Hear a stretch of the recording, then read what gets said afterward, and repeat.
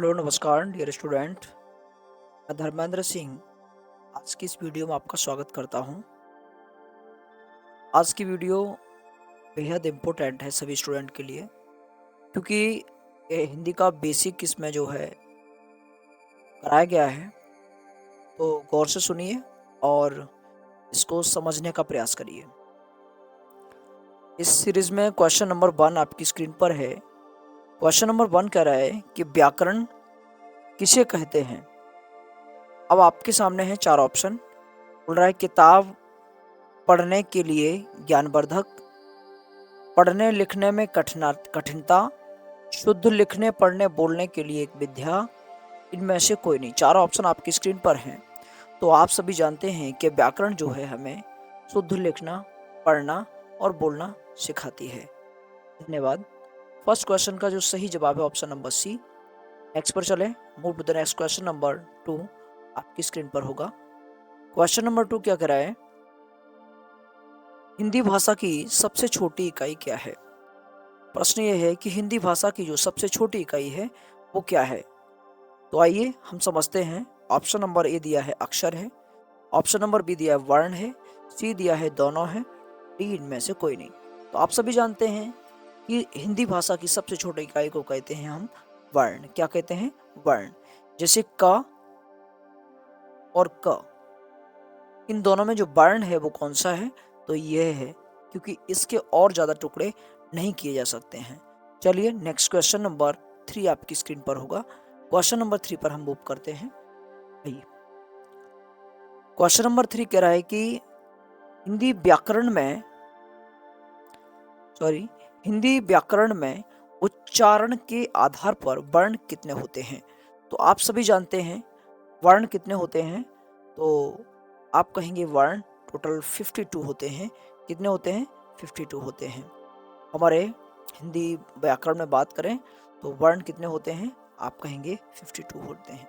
चलिए next question, अगला question number 4 आपकी स्क्रीन पर रहेगा। चलिए नेक्स्ट क्वेश्चन नंबर 4 कह रहा है कि हिंदी भाषा में कितने स्वर होते हैं। प्रश्न ये है कि हिंदी भाषा में स्वर कितने होते हैं। चलिए इस प्रश्न के लिए आप सभी जानते हैं कि हिंदी भाषा में जो स्वरों की संख्या है वो कुल और कुल 11 है। कई स्टूडेंट 13 लगाते हैं, लेकिन 13 गलत होता है। 13 में 2 प्लुत स्वर होते हैं, जो आगे आपको क्वेश्चंस में देखने को मिलेगा। चलिए, तो ये कहां से कहां तक होते हैं? तो आप कहेंगे ये आ से लेकर के और औ तक होते हैं। ओके, चलिए नेक्स्ट क्वेश्चन, अगला क्वेश्चन आपकी स्क्रीन पर होगा। क्वेश्चन नंबर 5 चलते हैं। क्वेश्चन नंबर 5 क्या कह रहा है, समझिए।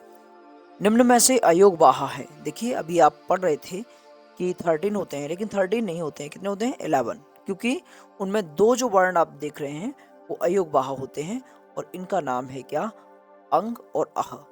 ये जो आप देख रहे हैं इनको हम अयोग वाह वर्ड कहते हैं। ये आपके स्वर नहीं होते हैं। चलिए अगला क्वेश्चन, क्वेश्चन नंबर नेक्स्ट आपकी स्क्रीन पर रहेगा। क्वेश्चन नंबर नेक्स्ट यानी 6। आइए, निम्न में से विसर्ग कैसी ध्वनि देता है। अब आप देखेंगे कि विसर्ग जो है वो किस टाइप की ध्वनि देता है। तो आह, अह, यह, यह। तो आप कहेंगे कि इनमें से जो सही जवाब होगा वो ह होगा। इसे हम लिखते हैं अतः, प्रातः। तो ये किसकी ध्वनि दे रहा है? ह की ध्वनि दे रहा है। इसलिए हमारा जो सही जवाब होगा ऑप्शन नंबर सी हो जाएगा। चलिए नेक्स्ट क्वेश्चन की तरफ मूव किया जाए। क्वेश्चन नंबर 7 आपकी स्क्रीन पर। क्वेश्चन नंबर 7 क्या कह रहा है, समझते हैं। हिंदी व्याकरण में स्पर्श व्यंजनों को कितने वर्गों में विभाजित किया गया है। आप सभी जानते हैं स्पर्श व्यंजन कौन कौन से होते हैं। तो स्पर्श व्यंजन जो होते हैं हमारे, वो का से लेकर के माँ तक होते हैं। का से लेकर माँ तक होते हैं। इनको 5 वर्गों में बांटा गया है। क, च, ट, त और प। ये आपके 5 वर्गों में इनको बांटा गया है। क्रम से आप सभी जानते हैं, काखा गाघा, चाछा जाझाना, टाठा डाढ़ाना, ताथा दाधाना, पाफा बाभा माँ। इस तरीके से 25 होते हैं। कुल कितने होते हैं? 25 होते हैं। तो 25 मतलब 5 वर्गों में बांटे गए हैं, प्रत्येक में 5 वर्ड होते हैं। तो इस तरीके से जो ऑप्शन नंबर सी है हमारा वो सही जवाब हो जाएगा इस प्रश्न के लिए। नेक्स्ट पर मूव करेंगे।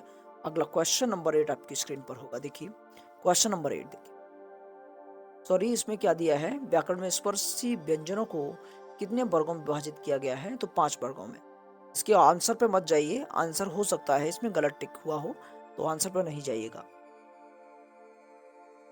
आगे अगला क्वेश्चन नंबर 8, वे वर्ण अक्षर जो जीभ द्वारा किसी अंग को छूने से निकलते हैं क्या कहलाते हैं।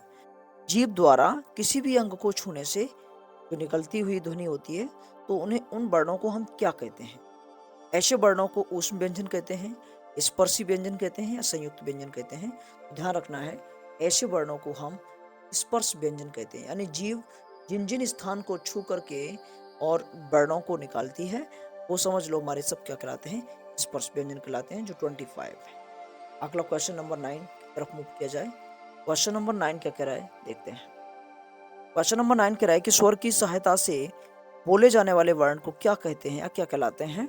तो आप सभी जानते हैं स्वरों की सहायता से जो बोले जाते हैं उन्हें हम व्यंजन कहते हैं, इसलिए C is the right answer of this question. Next अगला क्वेश्चन नंबर नेक्स्ट आपकी स्क्रीन पर रहेगा, क्वेश्चन नंबर 10 और आपकी स्क्रीन पर क्वेश्चन नंबर 10 कह रहा है कि इस समय के आधार पर सबसे अधिक समय में बोले जाने वाले स्वर को क्या कहते हैं। तो देखिए सबसे कम तो ह्रस्व स्वर, उससे ज्यादा दीर्घ स्वर, और सबसे ज्यादा जो है वो आपका प्लुत स्वर होता है, इसलिए option number C is the right answer of this question. प्लुत स्वर जिसमें हम ओम लिखते थे या लिखते हैं ओम, तो ये ओ शब्द है, ये काफी बड़ा खींचना पड़ता है, इसलिए हम इसको कहते हैं क्या, प्लुत स्वर। तो आज की वीडियो में इतना ही, दैट्स सफिशिएंट फॉर टुडे। अगली वीडियो में हम और क्वेश्चंस लाते हैं, बने रहिए और रेगुलर प्रैक्टिस करते रहिए। धन्यवाद।